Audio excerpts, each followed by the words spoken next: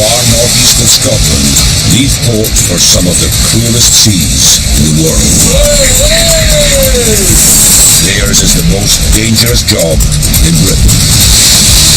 Now on Trawlermen, a new band of fishermen are making their mark, braving violent storms and deadly conditions, all to put fish on our plates.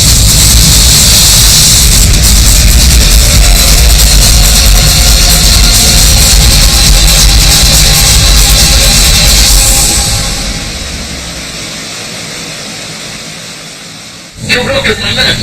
No possible contigo, eso. If you give me a wrong position, I don't know where your nets are. You boy do understand, as far as I'm concerned, I'm clear of your nets. I'm throwing down between your nets. It's an international incident. John Buchan, skipper of the Ocean Venture, is being accused of trawling through the nets of a Spanish fisherman. It's necessary. You, let's go. I'm clear of your nets according to the positions you've given me, unless you've given me a wrong position. The position of my net is different. Please stop. Over. The Spanish skipper's using fixed gill nets. Normally he'd lay them in much deeper waters. Today he's staked his claim in the same fishing grounds as John. You give me the position of this net, the correct position. No. The position of my net is 60 degrees, 30 minutes, 1 decimal north, 5 decimal west. X is the position approximate. That is miles from here. You give me a wrong position. The Spanish nets cover 18 square miles. The skipper wants to keep John and the Ocean Venture well clear of them. Skipper, you continue, Trawler. In 5 minutes, you in the nets, si no, it's necessary the rope. The rope is the propeller, over. The Spaniard means to cripple John's boat. He starts to shoot a rope from the stern of his own vessel to foul the Ocean Venture's propeller. Skipper, with that rope back aboard your boat, I am clear of your nets. But go by the position you give me. So with that rope back on your boat, I will shoot my creeper, and I will throw right across every net you have. Now I'm threatening you because you're threatening me with that rope. Take that rope out of that water. Now. Or else. You threaten me with that, and I will threaten to throw every net you have on board. The rope is the propeller, over. You gave me the positions, and I am clear of your positions. So you can take that rope back on board your boat. I have positions on my chart. I am going down clear of your nets. It's not possible. Not possible. You speak correct English. You give me wrong positions, and I'm trying to keep clear of your nets. You try something like that, and I will throw my creeper right through your nets. You will complain about nets after this. John decides to settle the argument. He's checking to see if there's any sign of Spanish nets caught on Ocean Venture's gear. Okay, boys. I'm leaving up my gear, skipper, and stand by. Trying to cordon off a big area at sea.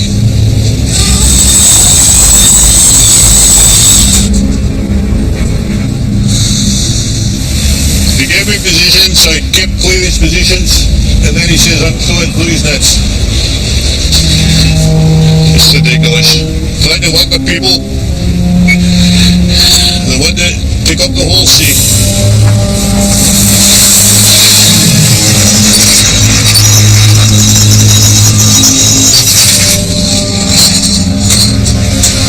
Clean.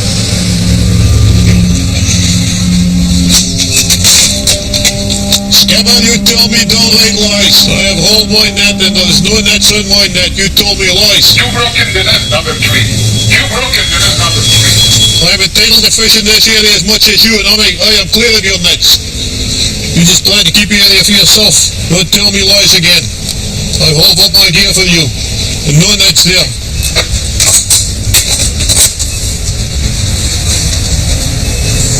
There'll be a war over this net. Oh well. That's me hard spirit for my holidays. With British-Spanish relations in tatters, it's time to move on. The foreign boaters bag this area and the rewards aren't worth the hassle. There's plenty more fish in the sea, or so John hopes. 300 miles away in the Norwegian sector, Harmony. The pair trawlers, Sunrise and Ocean Dawn, always work together, sharing good times and bad. Just lately, they've mostly been bad. Very bad. Failed nets, few fish and fierce gales have left skippers Ian Ritchie and his friend John Stephen feeling a wee bit depressed. Last week, up this hill, we made a pure cop of it. Storms forced them to take shelter in the Norwegian port of Bergen. But after 24 hours drowning their sorrows, the pair are back out and ready to chance their luck again. Skipper John's son, John Jr., has high hopes. If everything goes to plan, we'll have a midnight date with a black attack. They're targeting coley, or blackfish. Not quality, but quantity. That night they reach their objective, the Norwegian oil fields. They're planning to shoot the pipe.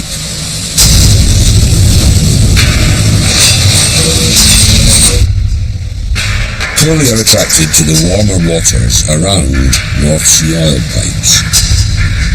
The skipper's plan is simple: to trawl along the pipeline.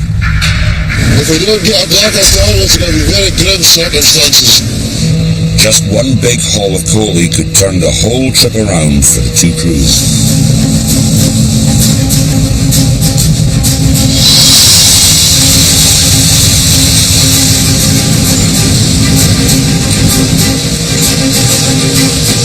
The net surfaces. It's clear straight away that the pipeline ambush has produced a big bag of fish. But it's enough to restore their fortunes.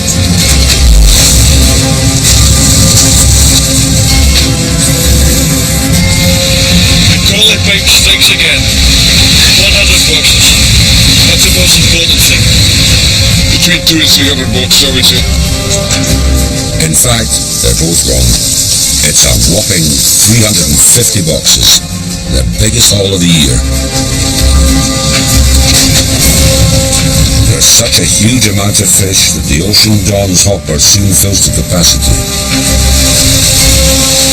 But half the catch is still in the sea. It has to be passed to the Sunrise.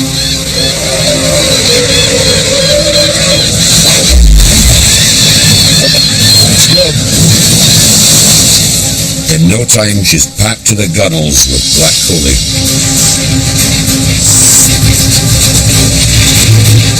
Yeah, it's a good size of black as well. It's a good size of coley. Not too small. For the first time in a long time, they've got more fish than they can handle. That's a good haul, a nice haul. We'll make a difference in the fish room. Nice size coley. We've got a cake now. Celebrate.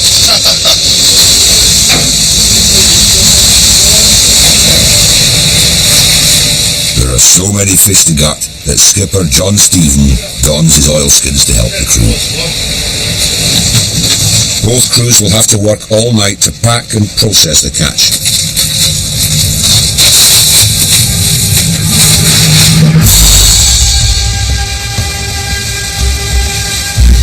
The Ocean Venture has yet to find any fish, but John's put his Spanish spat behind him. He's got a new plan. We'll head for the Papa Bunk. There's nobody been there for years, I would say, fishing, so we'll go back and see if there's any direction they go. It's just a hunch I have, I think we'll go and give it a try. It's a 3-hour trek to Papa Bank, 50 miles off the Shetland Islands. Will John's instinct and guesswork pay off with a big haul of haddocks?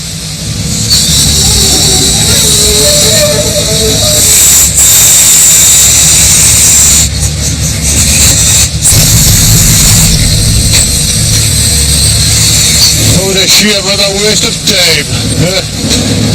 Just no fish. Not enough is it, Enough for our tea. We're having a long steam, I think. Change your course. That's why there's no boats here, there's no fish. Very disappointed. Plan B. Fishing can be like gambling, a game of skill and chance. John's new roll of the dice takes him to the edge. Literally. He's after monkfish now. Elusive, but expensive. A good haul of monkfish will be about $5. Even a small haul will pay for some of John's fuel. But instead of monkfish, all he's found is dogfish. The haul is next to worthless. That is not good. As long as I completely not a waste of time. That's 2 hauls, and I haven't got enough. It's feed the crew, have a mate and pay the fuel. We'll go and play the deep on water. Plan C. It's a gamble in deep water. John's after redfish now. High value once again, but only found 100 miles out in the Atlantic. He's already burned £8,000 worth of diesel, and there's barely a fish in the hold. Wiggy wiggy lads, wiggy wiggy. But you never know what'll turn up when you fish in deep waters, or so says first mate Barry Morgan. Anything could be in a net this depth. We're about 240 fathoms now fishing, and it's very deep. You get some creatures of the deep out here, so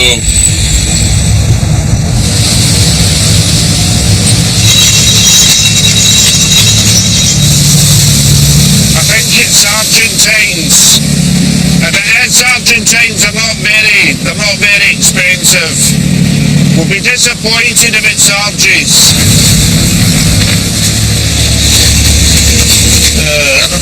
no, it's not worth it. A waste of time, it's all Argentines. First a spat with the Spanish, now a haul of Argentines or poor quality silver smelt. Not John's finest hour.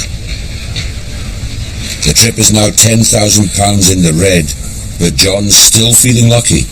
Would this be his day after all? Yeah, waste that time, boys. Check out what they take out us. 2 numbers in 1 line. No use. We'll go and cut some fish now instead of winning lottery. The tide might just be on the turn for John. There's something big in the net. You're 36 weeks in the net. I am no kidding, I've never seen anything like it. It's like a big jellyfish or... Don't get the body and split down like that. I've never seen anything like that in my life. I don't know what it is. It's some type of squid, I think. A strange creature that is deep.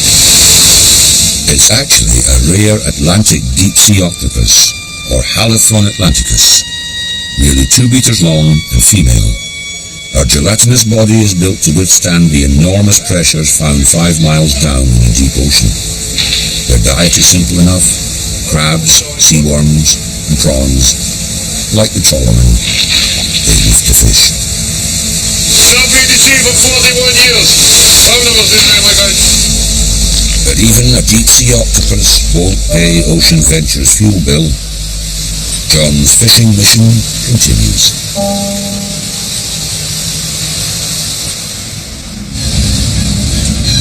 For the payers, it's almost mission accomplished. With their haul of Coley safely in the hold, they've decided to chance their luck one more time with some higher value species.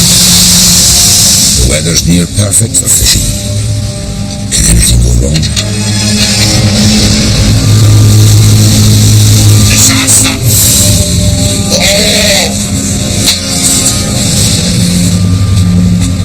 Reinforce these ribs. Me an engine. The controls broken.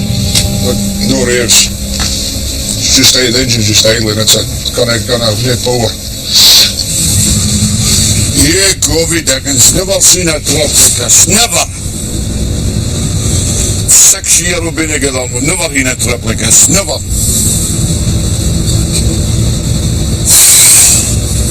Look at cup of tea. A bottle of vodka. The ship's engineer is stumped. A key bit of the computer has died. There are no spares. We've got a good haul that last trip, over 300 boxes between us down. That last haul, and none of this happens.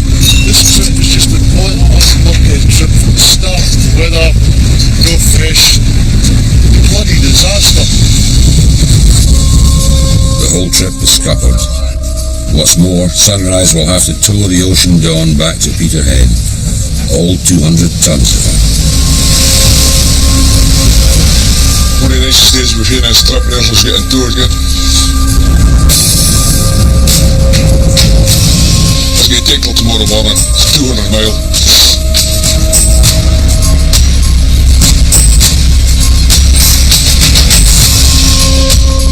In the great expanse of the North Sea, most fishing boats face crises alone.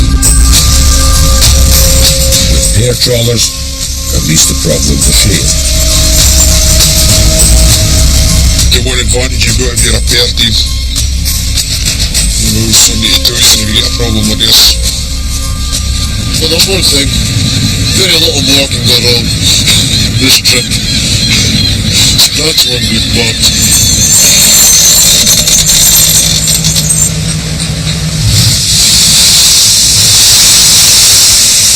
So far we've left the harbour looking for haddocks, then we were looking for mugfish, and then we went looking for legs. I don't know what plan Z is. The Ocean Venture guzzles £2,000 worth of diesel a day. After 6 days at sea, John needs to catch fish. Any fish. Suddenly, for the first time this trip, the catch sensor attached to the net is triggered. Look at it! Ho, ho, ho, ho, ho! Ho, ho! Like the pair trawlers before him, John finds it's the Black Coley that's come to the rescue. That's a big, big haul.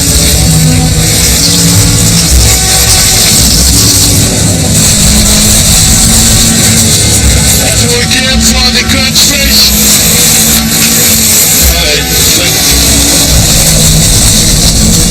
Get a blanket tackle, right?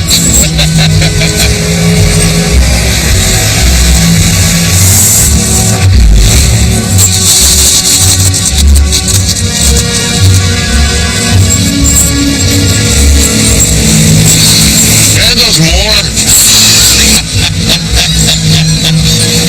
4 tons more. They're going to need huge amounts of ice to keep the catch fresh.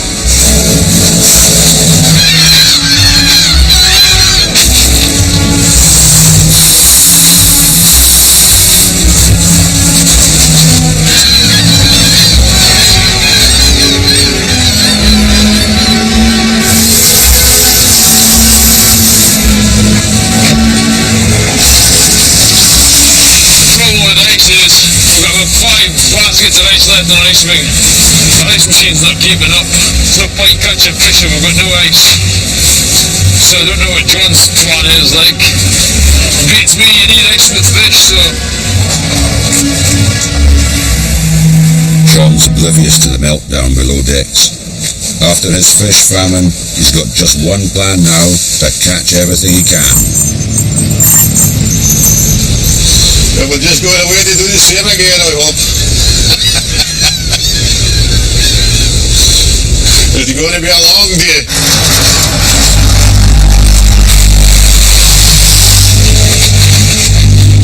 Work in the fish room is frantic. John's looking for another massive haul, but the ice machine's on a go slow. Hey, Johnny boy. It's a problem, though. Get it. 3 baskets of ice left. Oh, you're joking. I was cutting back on ice as well, 3 baskets instead of 7. 3 and keep it up. We must have used about 15 ton a day already. Still less haul to come. Me. In fishing, as in life, you can sometimes have too much of a good thing. So we're about catch 22 position. It's logical we're going to catch more fish. And we're not going to make a lot of ice in it. There'll be two for another couple of hours. We're not going to make a lot of ice in 2 hours. And just hope that we don't catch too much fish, eh? You ever got like a skipper saying, hoping he doesn't catch too much fish. John Buchan is the victim of his own success. John Stephen on the Bears is facing failure again. Ocean Dawn has just broken free from her tow.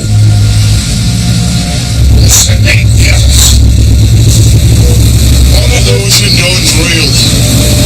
Completely broken off. The strain of towing has ripped away a section of Ocean Dawn's steel guardrail. Oh, me ass. Can't spear in the jug. If they don't get their catch to market soon, the fish they've caught will rot. It's time for a hard decision, and for the pair trawlers to separate. The Sunrise will leave Ocean Dawn and head home to Peterhead for help. We'll get to try and catch the market, get our fish landed, then we'll be going right back out again. They're aiming to pick up the new computer part and steam back to Ocean Dawn to fix her engine. Then maybe she can land her catch before it spoils. Yet another twist to the plot. You still wash your sail if it's your boat that lets the thing down, kid. It's gotta help it. So, would you like me to show you my bird of paradise? For these weary trawlermen, the last 10 days have been more like soap opera than serious fishing. Too rare in their life. Sorry. In the Atlantic, Ocean Venture's next haul is just bursting to the surface.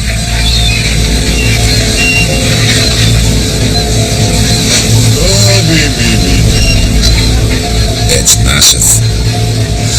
What do you do with that one? But the ice machine now has only one speed. Dead slow. That's not even funny, like. What am I supposed to do with no ice? It looks like they'll be forced to abandon the catch. It's going to be a long night, but we're not dumping it. Keep it warm. Some hope. John's wishful thinking won't make the ice machine work any faster.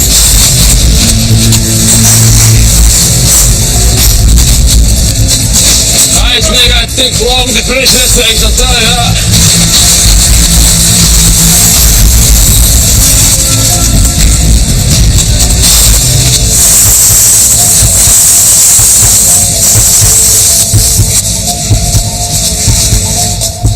Fish on the menu, again. If you can't freeze your catch, you can at least start to eat it. 20 tons more to go now.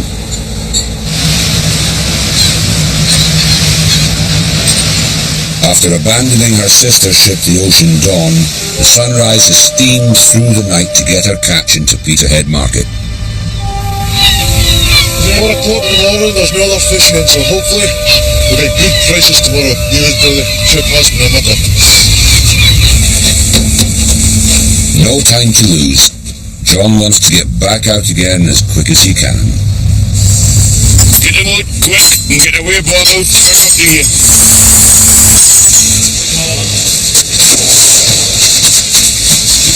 More than half this fish is caught in one hole. The biggest hole we've had this year so far. So hopefully it'll salvage this trip. It's 5 in the morning, but they've managed to track down the spare part for Ocean Dawn. Ian's back. Get up. Right, Tom, you go away, come on. John doesn't even wait to hear what price his own fish gets at auction. He's doing all he can to save his fellow skipper Ian's half a catch. Oh, aye, we help one another, aye. Yes. You have to. Could be me next week. Floundering in the North Sea, Ian and his crew have nothing to do but wait.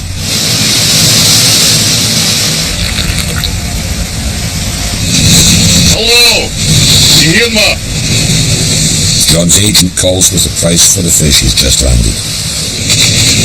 Right, okay, 22 feet. It's more than expected. 1 minute. Oh, right. Right. Yes, I'm over the moon. Right-o. Cheers again, Alan. Good place, is it? Fearsome. 22,500 on it. Don't tell the crew.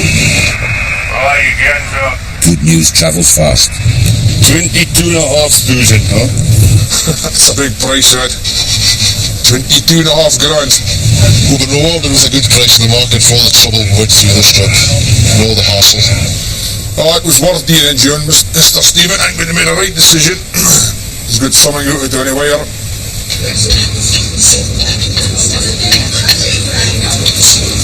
It's a near record price for the beer trawling team. 22,500, mate. Staying on Sunday ropes. 22,500. Well, that's the first good thing that's happened this trip.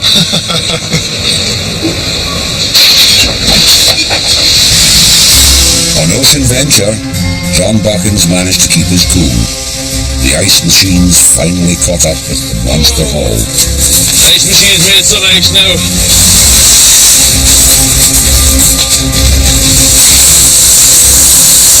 Nice fresh ice.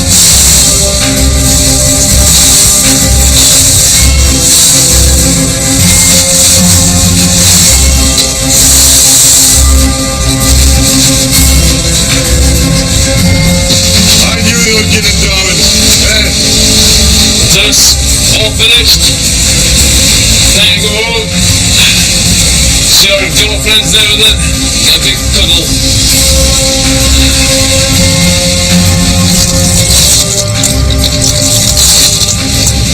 That feels better. Ocean Venture has caught over 700 boxes of coley in just 2 days. Her trip is salvaged. She can come for home.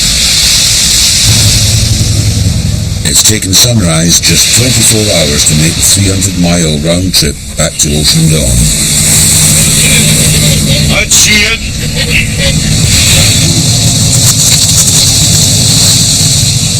If the new part doesn't work, the fish in her partner's hold will spoil.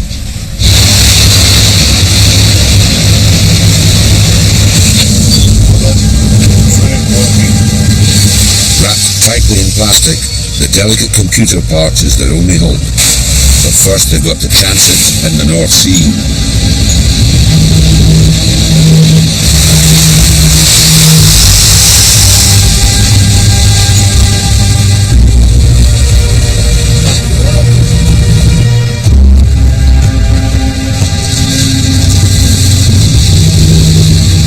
I'll know in 5 minutes. It's been a long, lonely wait. It's all down to Ocean Dawn's engineer, Davy.